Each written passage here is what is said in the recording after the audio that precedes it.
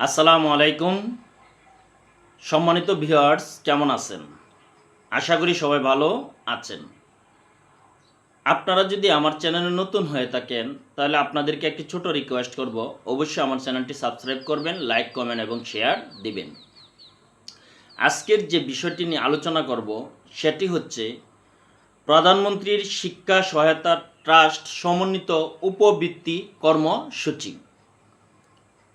অর্থাৎ আপনারা ইতিমধ্যেই জেনেছেন 30/4/2025 তারিখে একটি সার্কুলার জারি হয়েছে একাদশ শ্রেণী কলেজ অথবা আলিম পর্যায়ে, ষষ্ঠ শ্রেণী এবং নবম শ্রেণী বিশেষ ক্ষেত্রে সমমান শ্রেণীতে শিক্ষার্থীদের উপবৃত্তির তথ্য এন্ট্রিকরণ প্রসঙ্গ। 30/4/2025 তারিখে আপনার চিঠিতে বলা হয়েছে আগামী 7/4/2025 তারিখের মধ্যে উপবৃত্তির তথ্য এন্ট্রি দিতে হবে, কিন্তু সেই তারিখটি বৃদ্ধি করা হয়েছে। উপবৃত্তির আবেদনের শেষ সময় 15/5/2025 তারিখ। 15/5/2025 তারিখ। যারা এখনও ষষ্ঠ এবং নবম শ্রেণীর শিক্ষার্থীদের তথ্য এবং একাদশ শ্রেণী অথবা আলিম শ্রেণীর ছাত্রছাত্রীদের উপবৃত্তির তথ্য এন্ট্রি দেননি, তারা আগামী 15/5/2025 তারিখের মধ্যে উপবৃত্তির তথ্য এন্ট্রি দিতে হবে। 15 তারিখ রাত 12টার পর অটোমেটিক সফটওয়্যার বন্ধ হয়ে যাবে, আর এন্ট্রি দিতে পারবেন না। উপবৃত্তির পাওয়ার যোগ্যতা, উপবৃত্তি কারা পাবে? 1 নম্বর, একজন এনআইডি ধারী জীবনে একজন শিক্ষার্থীর অভিভাবক হতে পারবেন। একজন এনআইডি ধারী জীবনে একজন শিক্ষার্থীর অভিভাবক হতে পারবেন। একই এনআইডি দ্বারা সিম ক্রয় এবং নগদ অ্যাকাউন্ট করতে হবে।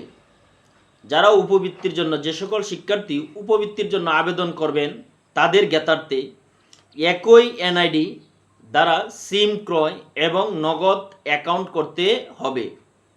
3 নম্বর, নগদ অ্যাকাউন্ট সিম এজেন্ট দ্বারা কেওআইসি পূরণ সম্পন্ন করতে হবে। 4 নম্বর, অভিভাবক ও হিসাবধারী একই ব্যক্তি হতে হবে। অভিভাবক ও হিসাবধারী একই ব্যক্তি হতে হবে। 5 নম্বর, নগদ অ্যাকাউন্ট সিম যে কোনো সরকারি ভাতা যেমন বয়স্ক ভাতা, বিধবা ভাতা, কৃষি ভাতা বা অন্য কোনো ভাতা গ্রহণ করা যাবে না। উক্ত ভাতা গ্রহণ করা হয়েছে সেই নগদ অ্যাকাউন্ট উপবৃত্তির ক্ষেত্রে ব্যবহার করা যাবে না। অর্থাৎ আপনি যে সিম ব্যবহার করে সরকারের অন্যান্য সুযোগ সুবিধা গ্রহণ করেছেন, সেই সিম দিয়ে নগদ অ্যাকাউন্ট খুলে উপবৃত্তির টাকা আপনি পাবেন না। 6 নম্বর, শিক্ষার্থীর অভিভাবক হবেন পিতা অথবা মাতা। কেবলমাত্র পিতা মাতার অনুপস্থিতিতে ভাই বোন, দাদা দাদি, নানা নানি অভিভাবক হিসেবে নির্বাচিত করা যাবে।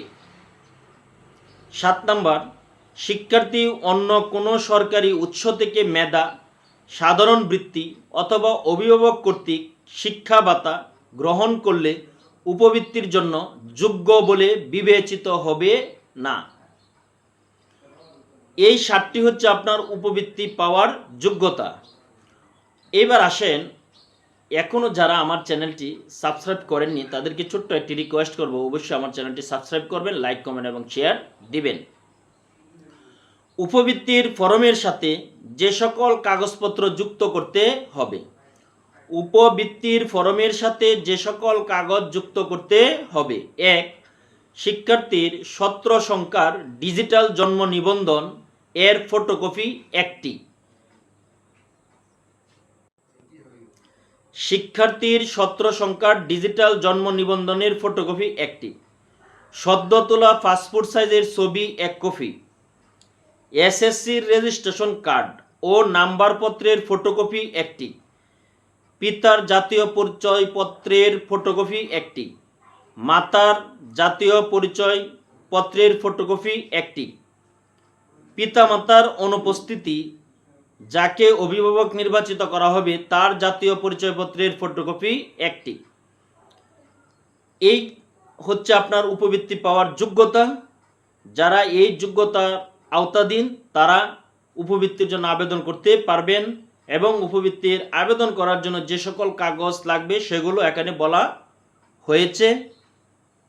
এখনও যারা আমার চ্যানেলটি সাবস্ক্রাইব করেননি তাদেরকে ছোট্ট একটি রিকোয়েস্ট করব, অবশ্যই আমার চ্যানেলটি সাবস্ক্রাইব করবেন, লাইক, কমেন্ট এবং শেয়ার দিবেন। আপনাদের সহযোগিতা কামনা করছি। সবাই ভালো থাকুন, সুস্থ থাকুন। আল্লাহ হাফেজ।